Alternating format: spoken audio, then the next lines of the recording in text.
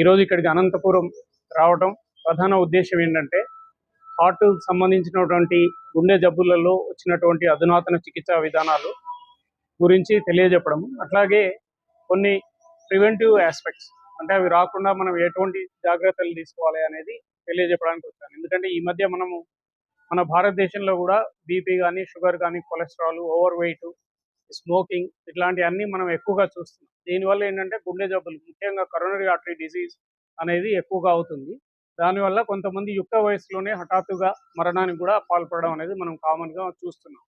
So దీని గురించి కొంచెం అవగాహన కల్పించాలి అనే ఉద్దేశంతో ఈ సమావేశం అనేది అన్ని చోట్ల చేస్తున్నాము. ఈరోజు ఇక్కడ అనంతపురం రావడం జరిగింది. అంటే హార్ట్ అటాక్ వచ్చిన తర్వాత చికిత్సా విధానాల్లో ఏంటంటే ఒకటేమో స్టెంటింగ్ ప్రక్రియ, ఆపరేషన్ లేకుండా మనం స్టెంట్స్ పెట్టడం అనేది ప్రాచుర్యంలో ఉన్నది ప్రస్తుతం. రెండవది ఏంటంటే bypass surgery. So bypass surgery అయిన తర్వాత చాలామంది ఏమనుకుంటారంటే ఇంకా అయిపోయింది, చికిత్స అయిపోయింది, వేరే అపెండిక్స్ లాగా అట్లా అనుకుంటారు. అవేంటంటే ఒకసారి చేస్తే పర్మనెంట్ సొల్యూషన్. కానీ బైపాస్ సర్జరీ చేసిన తర్వాత కూడా పేషెంట్కి మళ్ళీ ప్రాబ్లం వచ్చే అవకాశం ఉంటుంది. అది చాలామందికి తెలియదు.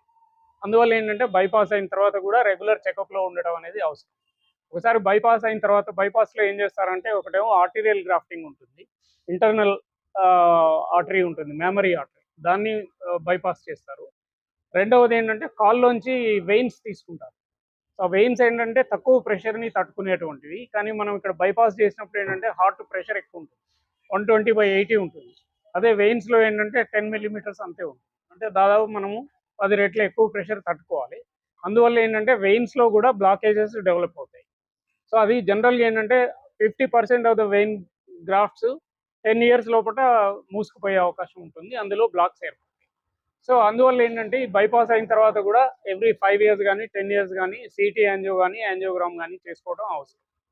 అయితే ఆ తర్వాత ఏముందంటే అందులో బ్లాక్ ఏర్పడినప్పుడు ముందు తెలుసుకోకపోవడం వల్ల మళ్ళీ సెకండ్ టైం హార్ట్ అటాక్ అనేది రావచ్చు, 10 ఏళ్ళకి కానీ 15 ఏళ్ళకి కానీ. అట్లా వచ్చినప్పుడు ఆ వెయిన్ గ్రాఫ్ట్లో స్టెంట్ పెట్టడం అనేది ఒక చికిత్సా విధానం. ఎందుకంటే మళ్ళీ రెండోసారి బైపాస్ అనేది ఎక్కువ ప్రాబ్లం అవుతుంది. అందులో కొన్ని టెక్నిక్స్ ఉంటాయి ఆ బైపాస్ చేసిన వెయిన్లోంచి వెళ్ళడానికి.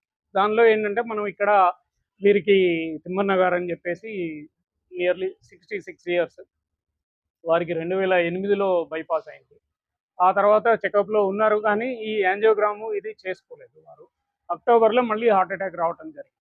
సో ఇక్కడ యాంజియోగ్రామ్ చేసిన తర్వాత మొత్తం బ్లాక్ అయిందని చెప్పడం, వాళ్ళు తెలుసుకొని హైదరాబాద్కి రావడం, అక్కడ మెడికవర్ సికింద్రాబాద్లో వారికి వెయిన్ గ్రాఫ్ట్ లోపల ఇంట్రావాస్కులర్ అల్ట్రాసౌండ్ చేసి 2 స్టెంట్స్ను అమర్చడం జరిగింది. అది నవంబర్ 1వ తారీఖు నాడు చేశాము. దాని తర్వాత వాళ్ళు ఆరోగ్యంగా ఉన్నారు. అది ఆ విషయం గురించి ఒకటి చెప్పాలని. దాని తర్వాత బైపాస్ అయిన తర్వాత కూడా రెగ్యులర్గా యాస్పిరిన్, తర్వాత క్లోపిడోగ్రెల్, ఈ ఏవైతే బ్లడ్ థిన్నర్స్ ఉన్నాయో అవి వాడటము, కొలెస్ట్రాల్ అదుపులో పెట్టుకోవడము, అట్లాగే వేరే రిస్క్ ఫ్యాక్టర్స్ ఏమైనా ఉంటే, ఉదాహరణకి బీపీ కానీ షుగర్ కానీ ఉంటే అవి అదుపులో పెట్టుకోవడము, every yearly once at least checkups చేసుకోవడం అనేది అవసరం. సో ఈ విషయం గురించి కొంత అవగాహన కల్పిద్దామనే ఉద్దేశంతో ఈ సమావేశం చేశాము. అంతేకాకుండా మెడికవర్ హాస్పిటల్ అనేది సికింద్రాబాద్లో ఇప్పుడు ఒక 6 మంత్స్ బ్యాక్ స్టార్ట్ చేశాము. మనకి ఇండియాలో 25 బ్రాంచెస్ ఉన్నాయి.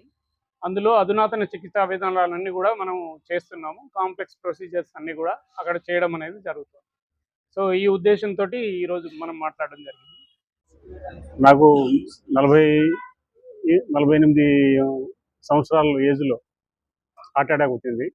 అప్పుడు ఇక్కడే ట్రీట్మెంట్ అంటే ఇక్కడే చూపించుకున్నాను. ఇనిషియల్గా చూపించుకుంటే అది కొద్దిగా మేజర్ ఉంది, మా ఫర్దర్గా చూపించుకోవాలంటే మళ్ళీ అపోలో హైదరాబాద్లో చూపించుకున్నాము. వాళ్ళు అక్కడ బైపాస్ చేశారు. నాకు 2008లో బైపాస్ చేసినారు. తర్వాత బైపాస్ చేసిన తర్వాత బాగానే ఉండింది.